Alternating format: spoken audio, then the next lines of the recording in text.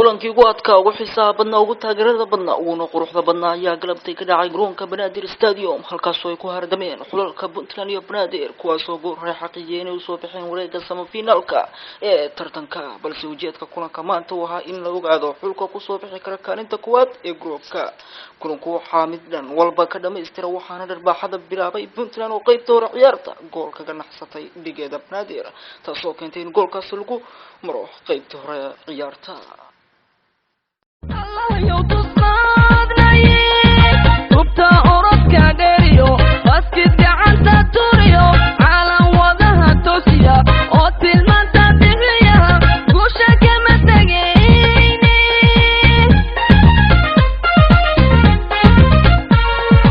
Allah يوتصادني ربطة أوروبكا ديريو باسكت gacanta turiyo caalam wadaha toosiya oo tilmaanta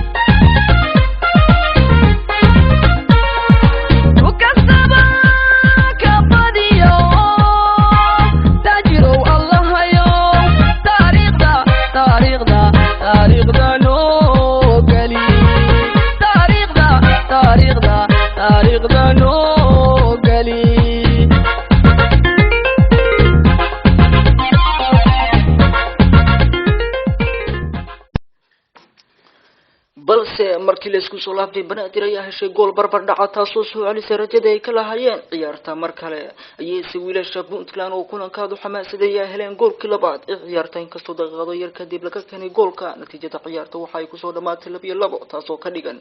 in labada kooxood ay groupka kaga soo baxaan min 4 dhibcood sidoo kale waxa kaalinta koowaad ku soo baxay Banaadir maadaama farqiga goolasha ay kaga sareyso halka Puntland ay ku soo baxday booska labaad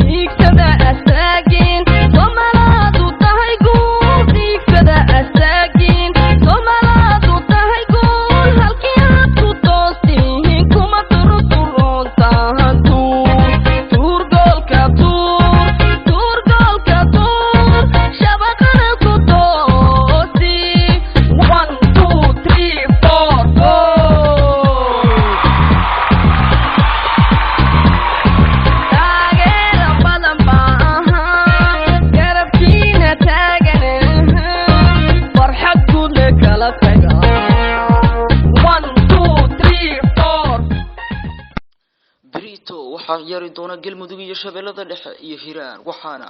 loogan doona labada xul ee ka soo bixi doona group B iyadoo ay Jubbaland leedahay rajaad u fiican akhyaaray barnaamijka Sports News wala baydin soo jeedin jiraan waa Cabdullaahi Yuusuf Ciise Cabdullaahi Bakayle wanaga inta waxaana nagala socotaan beertaan ku leeyahay Facebook iyo Cabdullaahi Bakayle intoon barnaamijno aan u kalayn ku kulmi doono waxaan idin leeyahay sidaas iyo nabadiino iyo Sports horumar leh oo ka hanaqada geeyga Soomaalida shabaqana ku